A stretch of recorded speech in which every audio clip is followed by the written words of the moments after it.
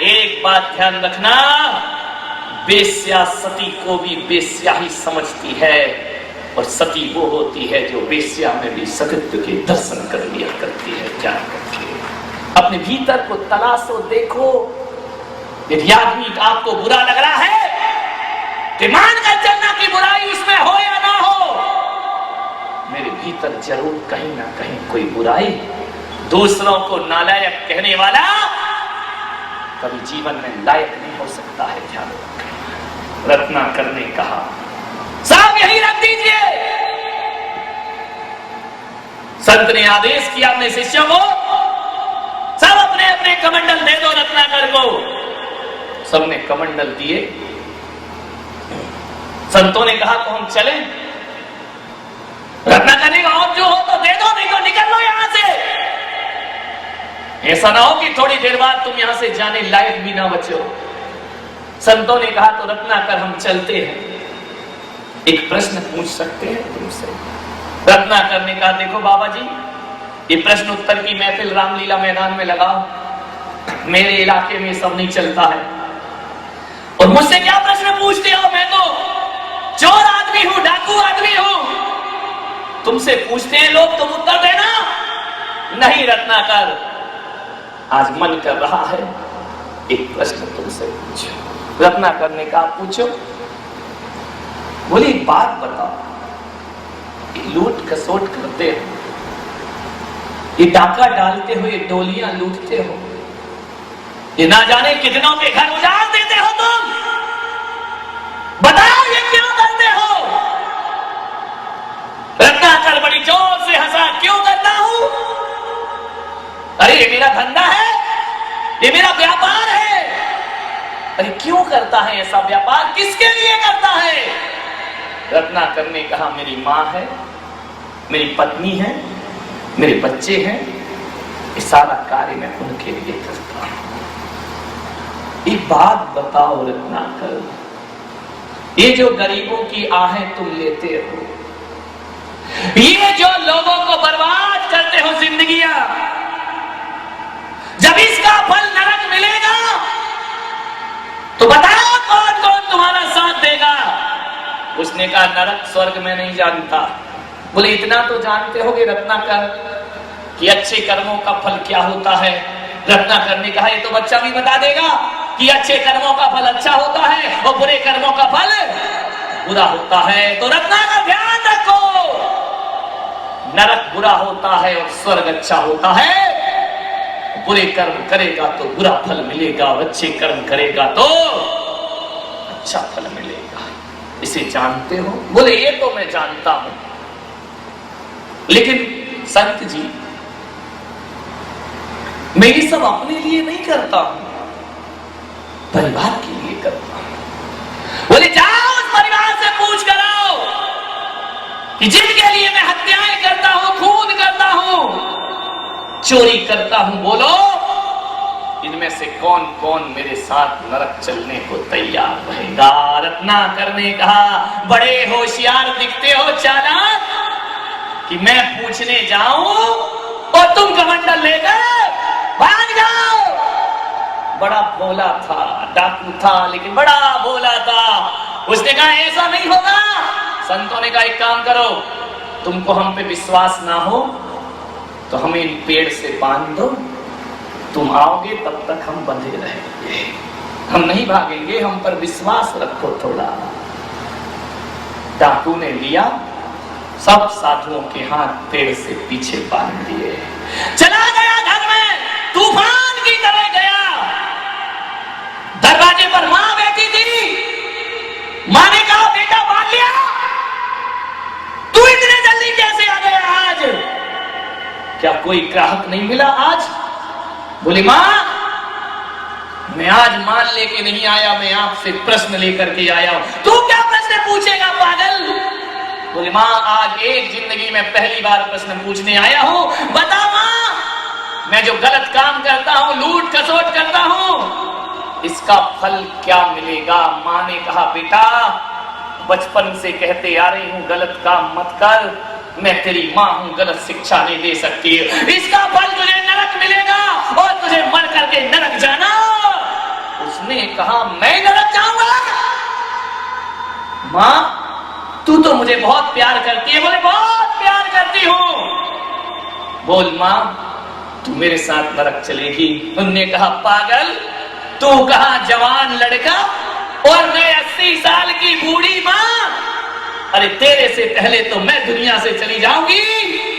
और एक बात याद रख बेटा, तेरे कर्मों का फल तू भोगेगा और मेरे कर्मों का फल मैं भोगूंगा। अरे उसने कहा तू मेरे साथ नरक नहीं जाएगी? बोले कैसे जा सकती हूँ बेटा, संसार की व्यवस्थाएं अलग अलग। भीतर गया पत्नी के पास, देख तुझे कितने हीरे मोती के हार लेकर आया था मैं जो गलत काम करता हूं इसका फल क्या मिलेगा मुझे? पत्नी ने कहा नरक मिलेगा। बोले नरक? बोले तू मेरे साथ चलेगी? बोले पागल हो क्या, दिमाग खराब है तुम्हारा? अरे उसने कहा अरे तूने तो फेरे डालते समय 7 जन्मों की कसम खाई थी।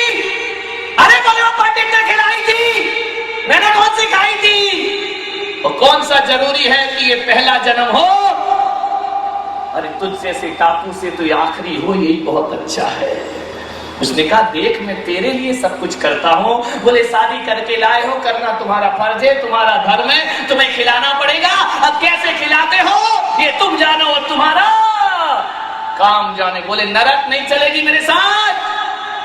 बोले देखो पत्नी का धर्म पत्नी के साथ और पति का धर्म पति के साथ जाया करता है। होश उड़ गए रत्नाकर के। बच्चों से पूछा बेटो मैं तुम्हें पढ़ाता हूं लिखाता हूं और अच्छा आदमी बनाऊंगा, ये बात बताओ जब मैं मरने के बाद नरक जाऊंगा तो तुम मेरे साथ नरक चलोगे? बच्चों ने कहा पिताजी पैदा किए हो तो पालना तुम्हारा कर्तव्य हुआ करता है, धर्म हुआ करता है। अब तुम किस तरह से पालते हो ये तुम्हारा विषय है, मेरा विषय नहीं। लेकिन कोई जरूरी नहीं है पिताजी कि डाकू का बेटा डाकू बने। अरे आप गलत बने, हम गलत नहीं होंगे। हम अच्छे कार्य करेंगे, हम सत्कर्म करेंगे, और हम सत्कर्म करेंगे तो हम स्वर्ग जाएंगे, और तुम गलत करते हो तो तुम अकेले नरक में। रत्नाकर को लगा किस लिए ये सब कर रहा हूं मैं, कोई भी मेरे साथ चलने को तैयार नहीं। तूफान की तरह गया था घर, निढाल होकर के लौटा, थका हुआ शरीर लेकर के वापिस आता है। ढीला ढीला सा चाल में वो जोश नहीं। साधुओं ने पूछा रत्नाकर उत्तर मिल गया? मिल गया संत जी उत्तर। अरे तेरी आवाज की वो खनक कहां गई? तेरी आवाज की गनगार कहां गई? बोल। तूफान की तरह गया था और थका हुआ सा क्यों लौटा है? बोले आज जिंदगी समझ में आई है। क्या समझ आया तुझे? कौन कौन जाएगा तेरे साथ नरक?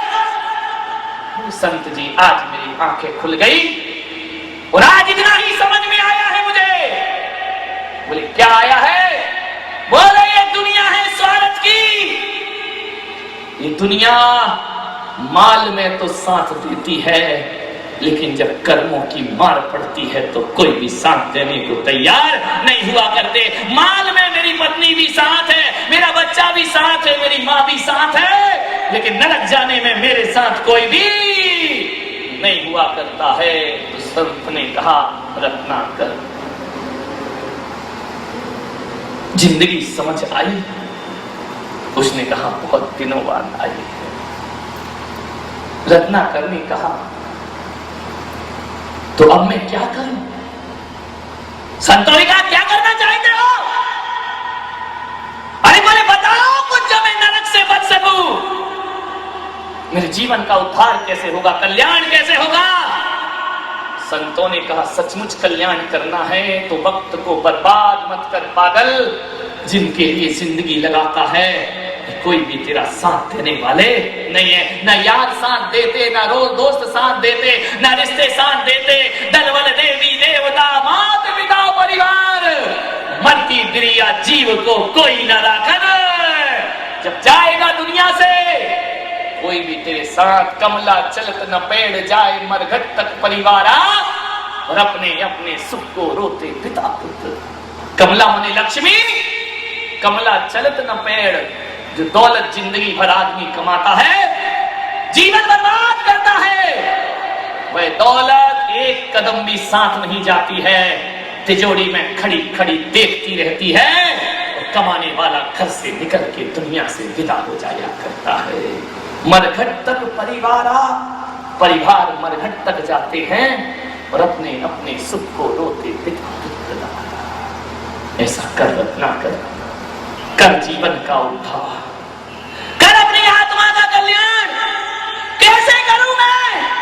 बोले यहां बैठ जा, राम राम जब बैठ करके राम के अलावा किसी का ध्यान मत कर। बोले राम राम जपूं? बोले हाँ, इससे उद्धार हो जाएगा। संतों ने कहा हो जाएगा। बैठ करके राम राम जप।